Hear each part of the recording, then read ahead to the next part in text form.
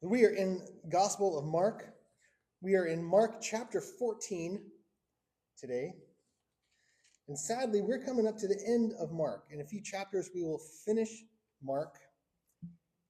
And then I just don't know what I'm going to do with myself. But today is called the Gospel of G.I. Joe. And I don't expect you guys to be old enough to know G.I. Joe the same way that I did. I was born in the 70s, so that means I was a kid in the 80s.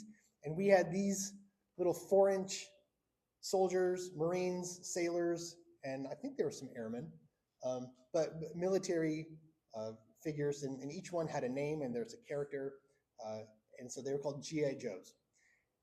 And this one just happens to be my first sergeant, Gung Ho, and yeah, I loved G.I. Joes when I was a kid. So we had the 4-inch figures. They had vehicles like planes and boats and tanks, and so my brothers and I would be in the backyard playing G.I. Joes. They made a cartoon out of it.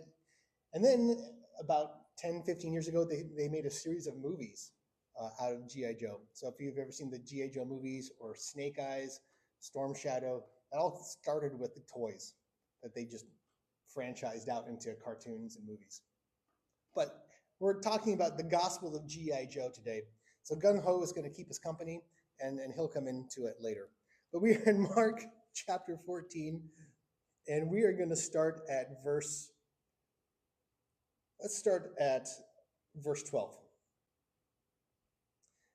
And on the first day of unleavened bread, when they sacrificed the Passover lamb, his disciples said to him, "Where will you have us go and prepare for you to eat the Passover?" And he sent 2 of his disciples and said to them, "Go into the city, and a man carrying a jar of water will meet you. Follow him. And wherever he enters, say to the master of the house, 'The teacher says, where is my guest room, where I may eat the Passover with my disciples?' And he will show you a large upper room, furnished and ready. There prepare for us."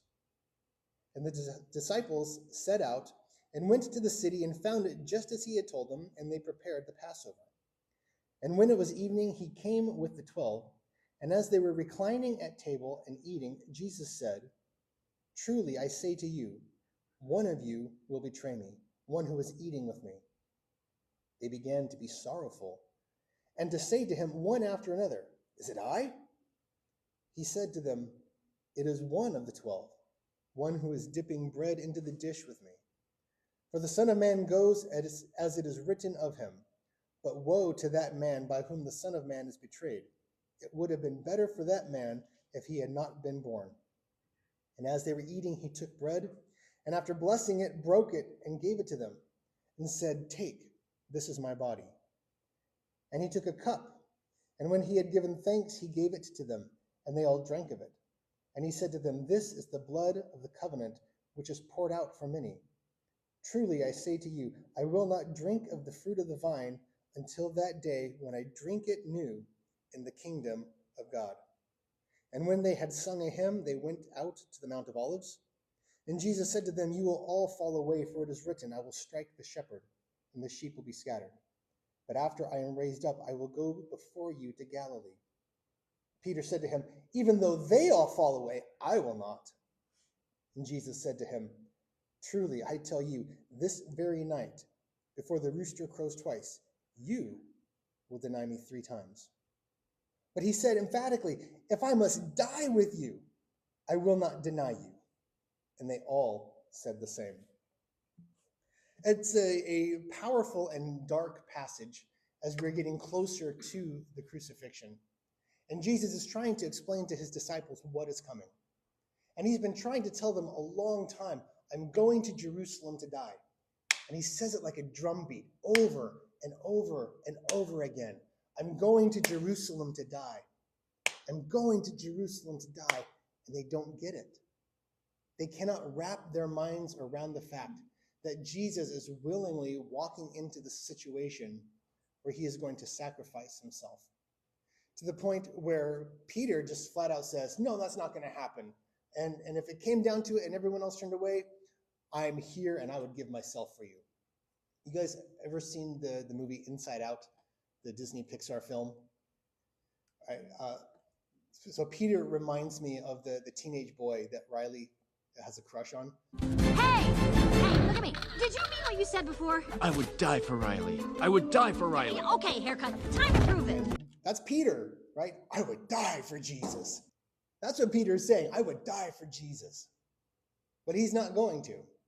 And Jesus tells him, hey, dude, I appreciate it, but chill, brah, because you are going to be one of the ones that denies me. And Peter, he doesn't understand what's going on. And Jesus is trying to help them understand what's coming. He's trying to help them understand what it means to be faithful, to follow, even in the middle of opposition and persecution. He's trying to get them to understand the significance, the meaning, and the power of sacrifice. There are three basic points that I wanted to highlight this morning. The first is this, that Jesus prepares the way. You see, Jesus is the one who really set this whole thing into motion. He sent his disciples to go prepare the Passover. He had already made arrangements. God is the divine architect, the author of all of human history. God knows where the story is going. God knows how it's going to play out at the end, but he gives us a lot of freedom to choose in the meantime as we are working our way towards that end. So in this way, there's kind of like this mixture where God says, this is the story I have written out, but you choose your path along the way, which is really neat because it means that God, as the grand architect, has got the whole thing in his hands. We don't have to worry about how the story ends because God says, don't worry about it. I've got it. But at the same time, there's a lot of responsibility because God gives us the freedom to choose. We are not robots who have to follow a certain set programming. God says, you get to choose how you're going to live. You get to choose the life that you will lead. We see Jesus prepares the way. He's got a plan for us. But even within that plan, you've got to decide, how are you going to live your life? Are you going to follow the way that God has set out? Or are you going to walk your own path going away from him? The second thing I want you to pick up on this is this, that Jesus knew that the betrayal was going to happen. He called it. He predicted it in advance. He said, even among my chosen 12 here, faithfulness is going to fall short. Jesus handpicked these 12. He said, I choose you. Come walk with me. Even among the chosen ones, faithfulness can falter. You see, in our lives, betrayal is a difficult reality in our walk with God. And there are going to be things in your life that will pull you and will test your faithfulness to Jesus. Things that are going to look attractive, things that are going to make you want to walk a different direction. And when you know Jesus is going this way, something will pull at you and say, hey, just come this way for a little bit. Just for a little bit. Even one of Jesus' closest companions was tested in his faithfulness and his loyalty, and he fell short. We have to make sure that we remain vigilant, making sure that our hearts are aligned with Jesus. We got to examine our faithfulness to our God, daily asking, am I walking with him? Am I going to stay loyal and faithful? The third thing I wanted to point out from this passage is the institution of what we call the Lord's Supper, communion, where Jesus is here sitting with them. And here at the chapel, we celebrate communion every week with the bread and the juice. And so we see it being instituted.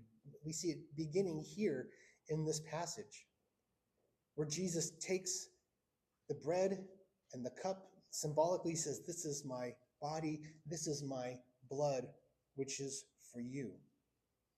And the Lord's Supper, this communion, is a profound reminder of the sacrifice of Jesus. And people have understood from the beginning of time that humans are broken people. We are messed up. So when I was a kid growing up in the 80s, my brother and I had dozens of these. And my brother is just 20 months younger than I am, so we grew up as friends, playing together, doing all sorts of stuff together. And we had dozens of G.I. Joes. And we were playing one time in our bedroom, and the way brothers do, we started squabbling, fighting. Anybody have siblings? You ever fight with your siblings? Right. So we got into an argument about something stupid like G.I. Joes. And I was getting angry. And what does your sibling do when he realizes or she realizes that they have an ability to make you angry? What do they like to do? Yeah, they just poke. They just dig in. They see you're getting angry, they're just going to double down. So I was getting a little agitated, and my brother starts laughing at me even more. Ha ha ha, right?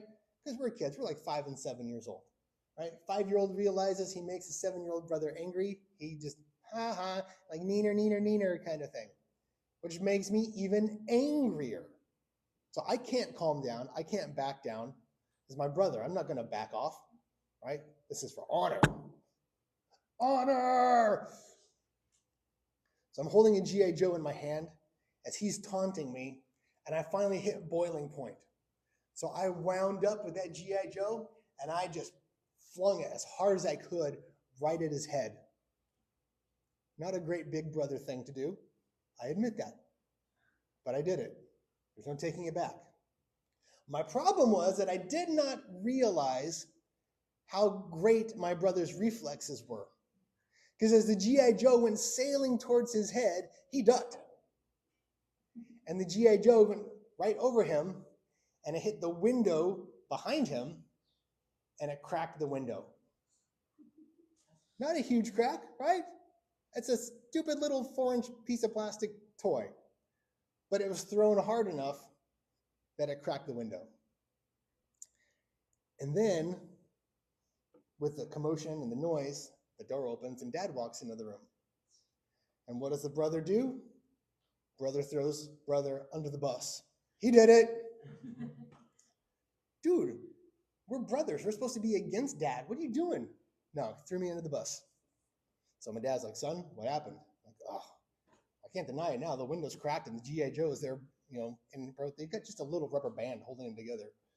So G.I. Joe is now snapped in half, window's cracked. I'm like, it's me.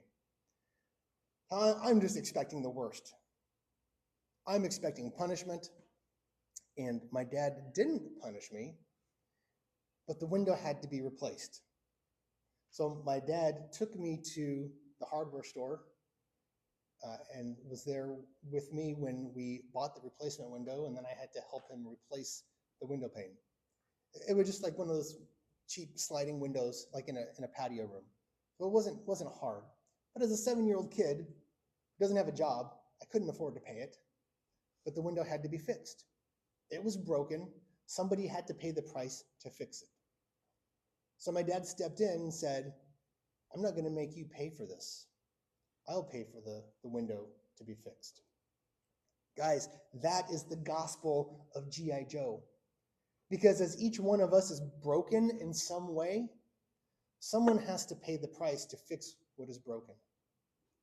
The thing is, when it comes to the human soul, you can't afford that price. The price to fix a human soul is more expensive than you can pay. And that's why Jesus says, hey, don't sweat it. I got this. I'm going to pay that price. But now we choose in our adventure how we are going to respond. So we got to decide, are we going to trust Jesus' plan? Because he set the path. Are we going to be like Judas and fall away and not be faithful? Or are we going to stick to it and remain always faithful no matter what? And are we going to remember the sacrifice so that he could pay a price that we could never afford to pay for ourselves?